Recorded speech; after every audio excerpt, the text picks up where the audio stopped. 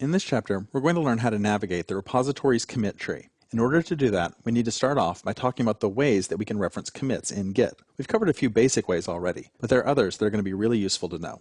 We'll start off by introducing a new concept in Git called tree-ish.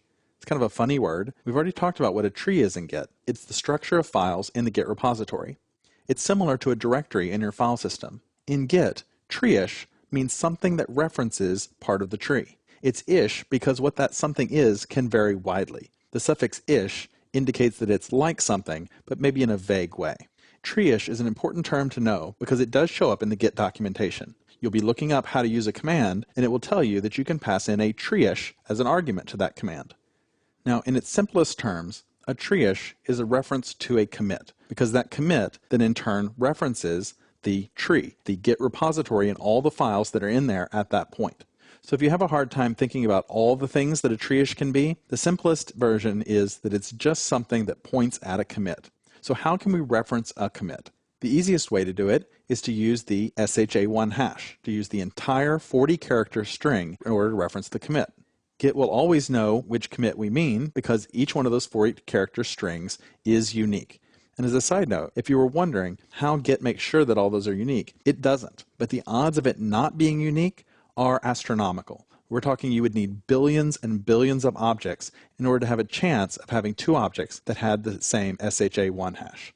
It's so highly unlikely that for practical day-to-day purposes, we assume that they're unique. The other way we've seen that we can refer to a commit is using a shortened version of that hash. We don't have to have the whole thing. We can just use a portion of it, and because those numbers are so unique, Git can use that small portion and still find the object that we're looking for.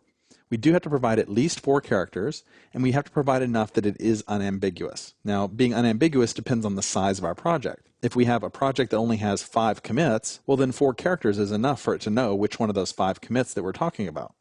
If we're working on a mid-sized project, you typically want to have something like 8 to 10 characters. And if you're working on a really large project, one that had millions of objects committed into it, something like the Linux kernel, well, at that point you want to have 12, 13, maybe even 15 characters to make sure that Git can find the object that you're looking for. My advice is to stick to about 8 to 10 characters unless you need more. Now, we've also seen that we can reference a commit by using the head pointer. The head pointer, remember, always points to the commit that's at the tip of the currently checked out branch. So that's going to be a tree-ish that points to part of the tree. We can also use a branch reference. If we use a branch reference, then we're referring to the tip of the branch. Now, it doesn't have to be the currently checked out branch. It can be a branch that's not checked out. We'll talk a lot more about working with branches in the next chapter. We also can use a tag reference. We're not going to cover tagging in this tutorial, other than just to mention that it is another way that you can refer to commits. And the last way that we can refer to commits is by using any one of these methods and then referring to that object's ancestry. Let me show you how we do that. So if we want to refer to the parent commit of something, we first provide the reference for what we want to focus on, and then we say find its parent by using the caret. So that caret character comes right after it. You can think of it as pointing up to the parent on the tree. If you think of like a genealogy chart where the grandparents are at the top and the children come down, we're moving up. So we're moving up to the parent, and that's what the up arrow nature of the caret suggests to us. We can also use a tilde notation. That is to have a reference to the commit and then a tilde followed by the number of generations we want to go up. So head going back 1. We can also leave off the 1 and it's just assumed. Most people tend to use the caret in this case instead of the tilde, but they do the same thing. If our head commit is ACF 87504, then all 5 of these all refer to the same thing. They all refer to the parent commit of ACF 87504. Now, in addition to the parent commit, we can refer to the grandparent commit.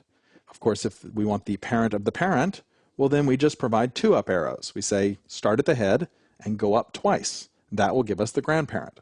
This is where the tilde notation becomes a lot more useful because now we can say head tilde 2. And it's especially apparent when we have the great-grandparent commit, because then we start having a whole lot of caret characters coming after our commits, whereas the tilde notation is much more compact and clear as to exactly what we're doing. We're going from the head, we're moving back 3 commits to the great-grandparent. So these are some useful ways that we can refer to commits that are in the commit tree. In the next movie, let's put these into practice and actually try using them.